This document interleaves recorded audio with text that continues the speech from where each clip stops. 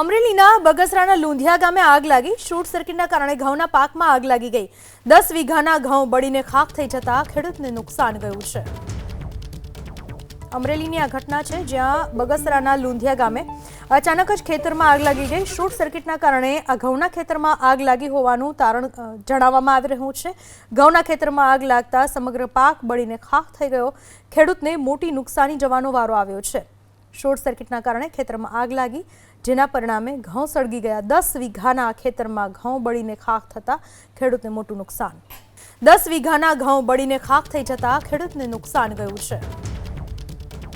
અમરેલીની આ ઘટના છે, જ્યાં બગસરાના લુંધિયા ગામે અચાનક જ ખેતરમાં આગ લાગી ગઈ। શોર્ટ સર્કિટના કારણે આ ઘઉંના ખેતરમાં આગ લાગી હોવાનું તારણ જણાવવામાં આવી રહ્યું છે।